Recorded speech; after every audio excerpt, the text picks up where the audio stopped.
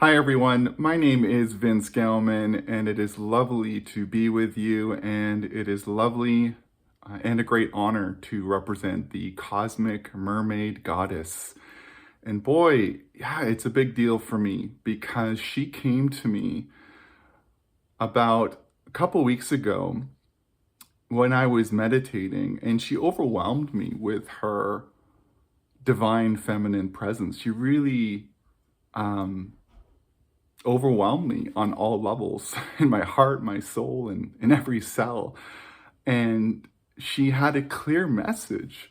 She came to me, she communed with me, and she had a clear message and clear medicine for our world. And she wanted me, she basically summoned me to to bring her into one of my healing and activation ceremonies to create a Mermaid Goddess online healing and activation ceremony. Um, and that I have done. It's scheduled for next weekend. It's going to be Saturday. I think it's the 20th of January. And if you don't know, I work with all sorts of fields of consciousness. I work with archangels and ascended masters and spirit animals and different cosmic rays. Like today, I did a golden ray ceremony. Tomorrow, I work with Lord Krishna. I work with different stars, the sun, Pleiades, Sirius. So there's over 60 different ceremonies that I currently have.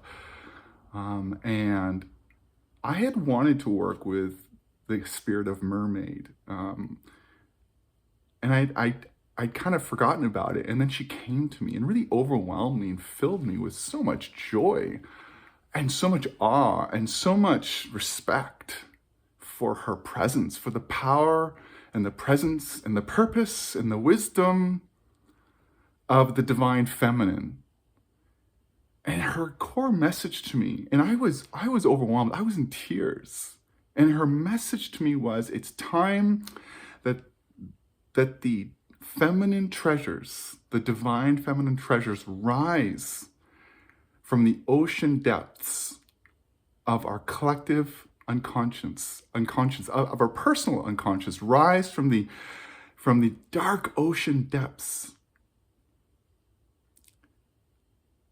into our human awareness again, into our heart, into our soul, into every cell of our being, into our bones. It's time for this suppressed consciousness to make itself known on the planet, because we are now birthing a golden age. We are moving into a golden age despite all the madness out there. Those are labor pains. We are rebirthing humanity. We are rebirthing this world, and the rebirthing comes through the birthing of the divine feminine, the rising of the feminine from the deep ocean depths of our psyche, of our soul, from the shadows of the unconscious, rising up in joy and celebration, celebrating this Shakti energy that we are, this sexual energy that we are, this creative fire that we are, this power that we are. And this transcends gender, everyone, as you might know. Every human being has divine masculine and divine feminine. We have both. We have divine masculine and divine feminine. But the divine feminine has been suppressed, perverted, inverted, co-opted, shamed, denied for thousands of years, for 5,000 years. It has been pushed down. It has been demonized. And it is time for that story to end, that patriarchal story to end. This hyper masculine, material, technocratic, sterile world, disembodied world that we've been living in, it's time for it to end. It ends by birthing the divine feminine. You can call it the divine feminine Christ. You can call it the divine feminine Buddha. You can call it the divine feminine God, goddess, light within, being within. It's time for it to make its resurrection from our soul through our DNA into our neurobiology, into our heart, into our mind, filling us, animating us, liberating us, so that we reunite with our divine inheritance of the feminine mysteries that we are, that we are. This is a wild, creative, passionate, mischievous, curious, open, playful, sexual, sensual, juicy qualities. This is who we are. But you see, if you look at all those things I just named, wild, mischievous, sensual, sexual, curious, open. Did I say mischievous? Right? If you look at those words, fierce, strong. If you look at all those qualities, all those words, these are the qualities, the very qualities that have been a great threat to the patriarchal institutions, authorities that have ruled this planet for thousands of years. They've wanted obedience, they've wanted control, they've wanted us to suppress our sexuality, they've made it sinful. And now we're really pointing to the Roman Catholic Church. We're pointing to religion, patriarchal religion, not just Christianity. But it has been demonized. The Eve in us, the original sinner, the temptress, she's been suppressed. And Adam, a distorted, imbalanced Adam, has risen and ruled for a long time. Disconnected from his feminine roots, his feminine origins, his feminine source. The ancients of this world saw things differently. They didn't see a male, masculine God. They actually saw a feminine source, a feminine primordial creator. The ancient Sumerian people, as written in the Sumerian tablets, called this goddess Namu. She was the creator of the heavens and earth. Namu. And she was written in the ideogram of the primeval sea.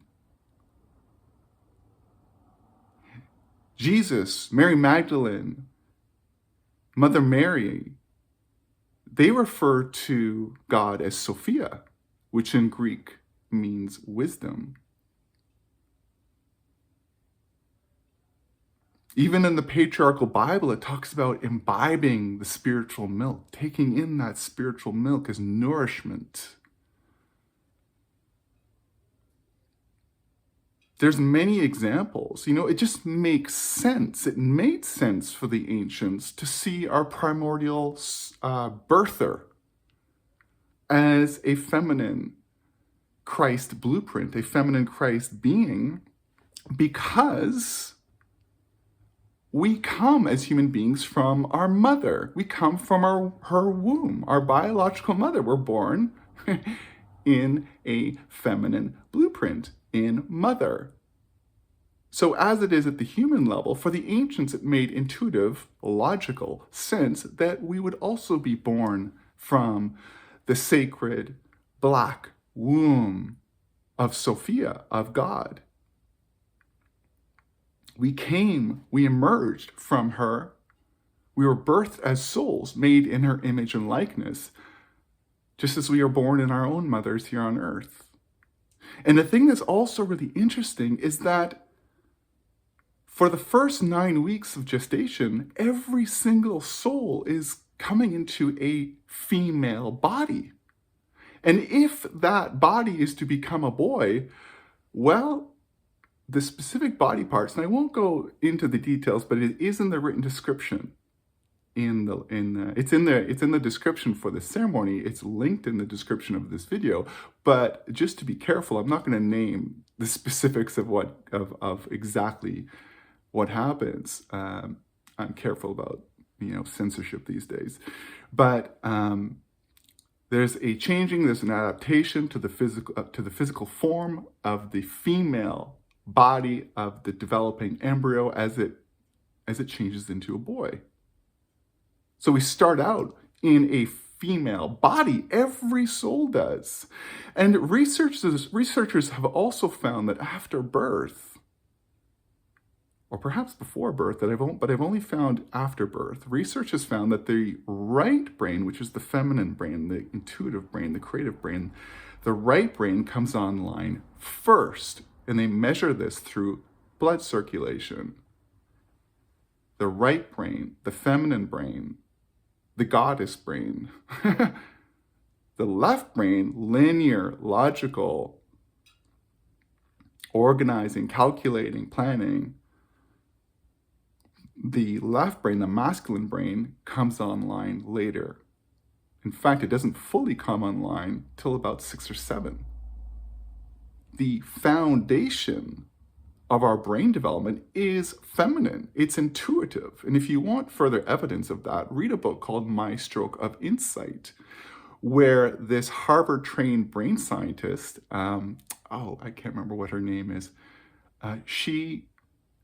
Jill, maybe is her first name.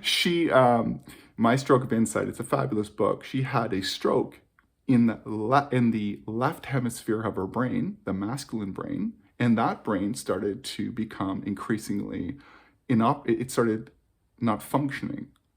The left brain started becoming more and more inoperative.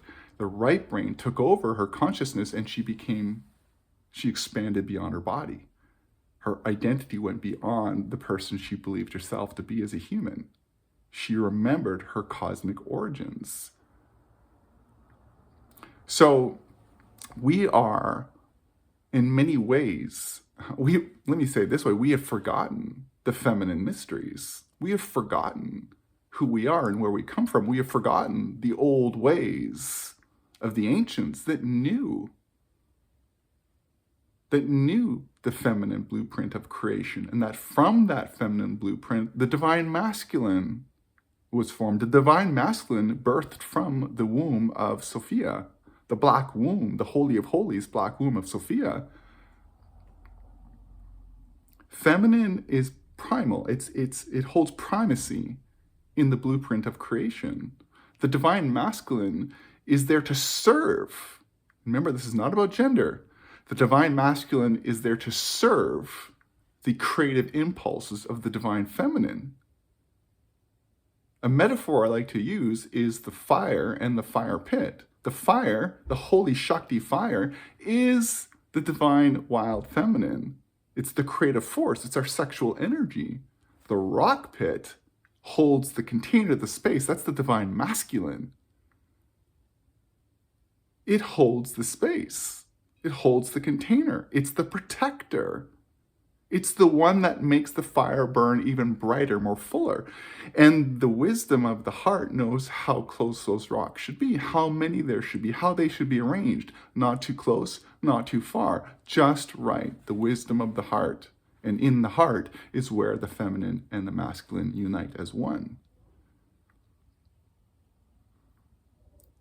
But because we've been disconnected from our heart for a long time, and because we have been disconnected from the feminine mysteries, what we've done is we've overcompensated with a very distorted, disembodied, disconnected divine masculine, which has lost its divinity and become a hyper-masculine, ugly consciousness that has suppressed the feminine, has put the rocks way too close to the fire, and in some case on top of it, and suppressed it, so that only a few bits of light are coming through.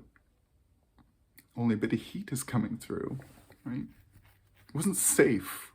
It hasn't been safe for a long time to express our divine feminine, shamanic earth magic. Just look at the pagans of the Paleo-Christian era, where the Roman Christian state basically, persecuted and slayed them.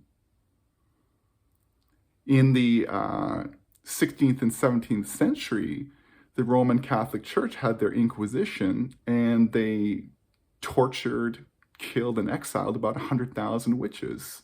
What happened to witch? Well, witch became wicked, evil, demonic. It's now we have the wicked witches of our famous stories, like the Wizard of Oz. We have the wicked witches. Witches are now wicked. They're dark, broom-riding, wicked witches who are dabbling in black magic.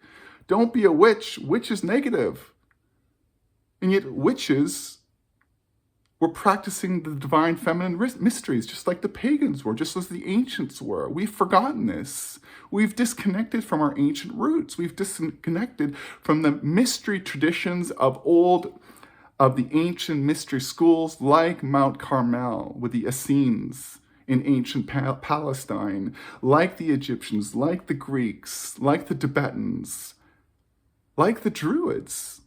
We have forgotten, we've disconnected from these traditions of the feminine mysteries. And so the Mermaid Goddess came to me, overwhelmed me to the point of tears, and said, it's time to resurrect these. When we discovered the Nag Hammadi library and the Dead Sea Scrolls in Upper Egypt and the Judean desert in the 1940s, these Gnostic texts, this was the symbolic stirrings of the rising of the divine feminine. Them coming out from under the earth, being unearthed, rising again where they were buried, because they had to be buried, to be preserved, to be preserved for posterity, for safekeeping, because of all the persecution of the Gnostic traditions, the Gnostic wisdom of the feminine mysteries. This unearthing, this rising, this represents the rising of the feminine within our hearts and our souls and our bodies and our DNA.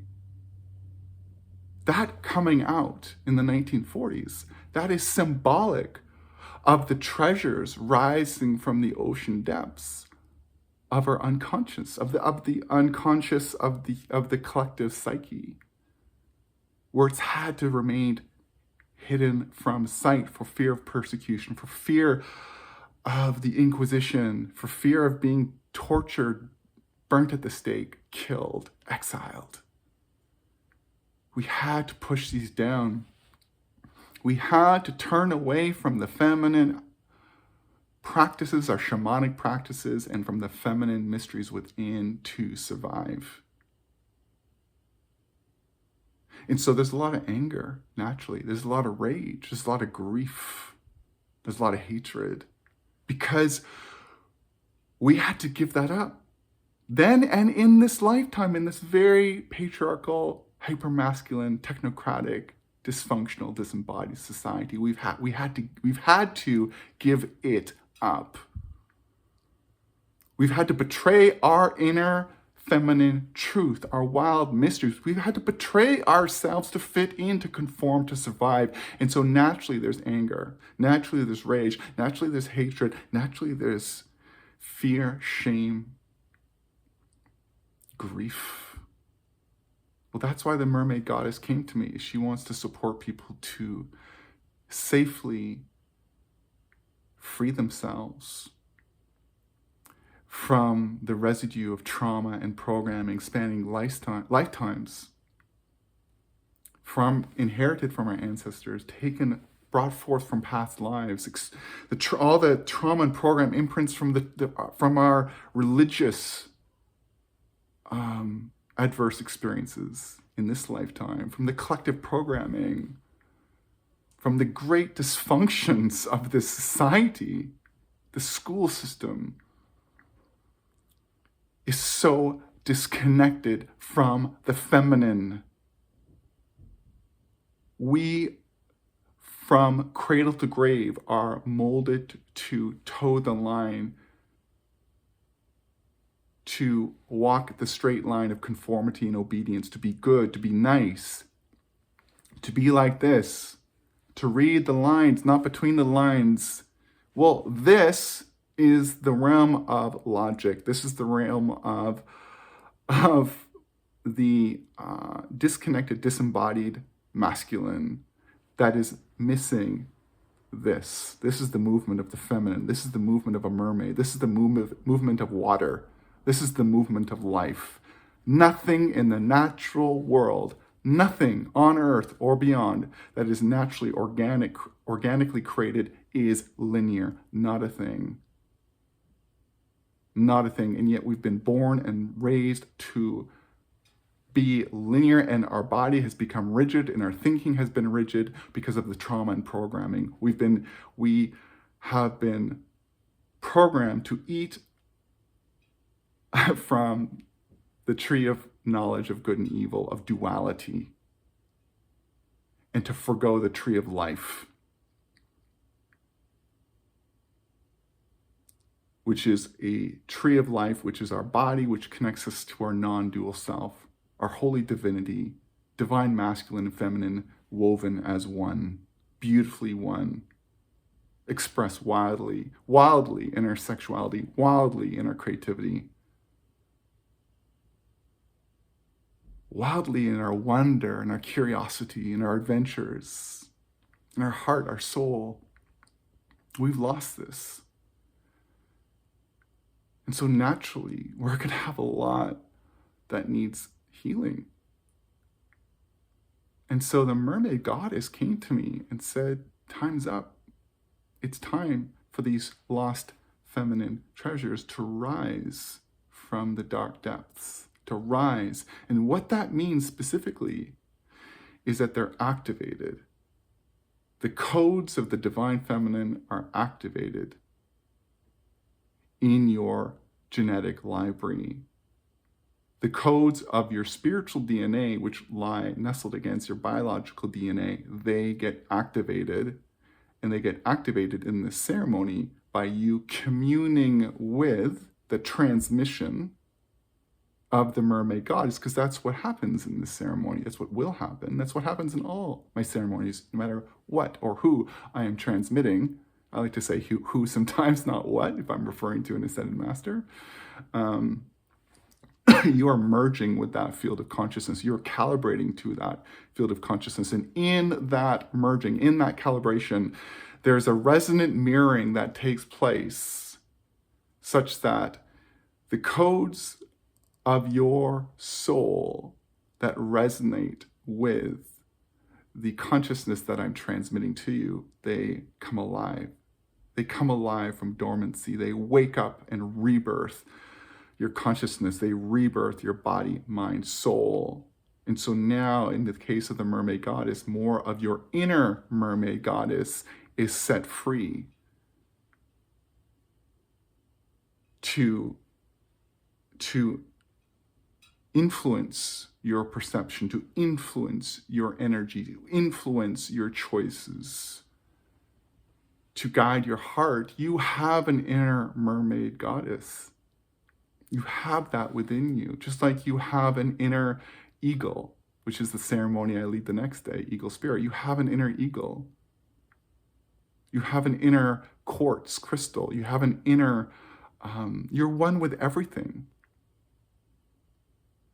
You are the perfect mirror, holographic mirror, perfect living fractal of all that is. And so you have a Mermaid Goddess within you.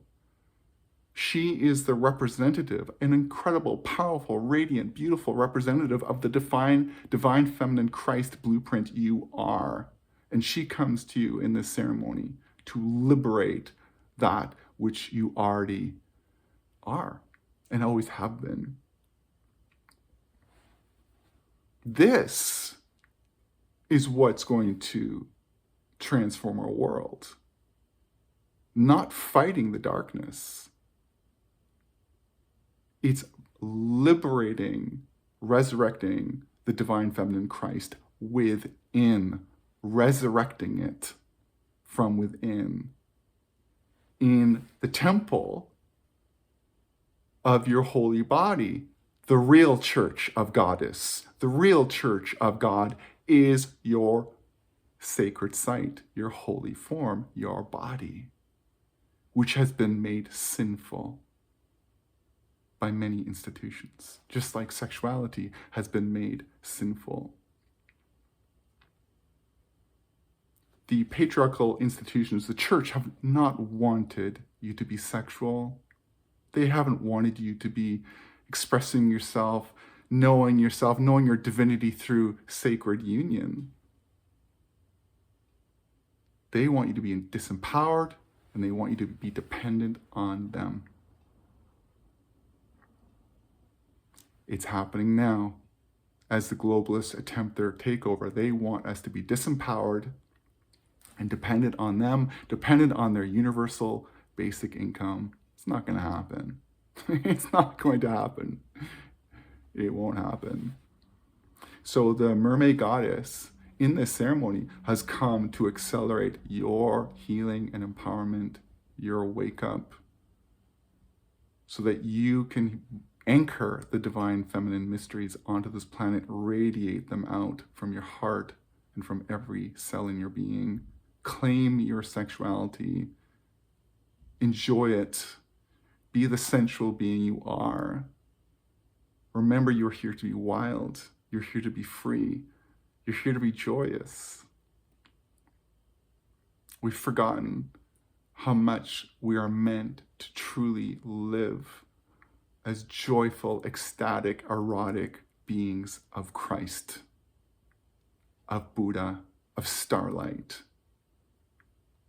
This is our divine inheritance, and it is high time we remember this, and that is what we are here to birth, this consciousness. We are birthing the golden age, an age of miracles, and the Mermaid Goddess next weekend is here to support you with that embodied realization.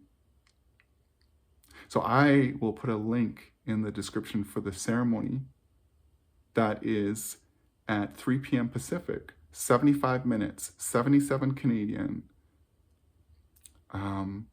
This Saturday, I think it's the 20th of January, the 21st Sunday, the 21st on Sunday, noon Pacific, we work with Eagle Spirit, who really brings a lot of the divine masculine quality, that fierce look, right, of the eagle eyes.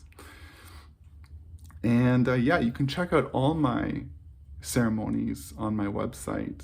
I have so many different fields of consciousness I work with, as I've shared with you. Otherwise, I really, on behalf of the Mermaid Goddess, thank you so much for listening and watching.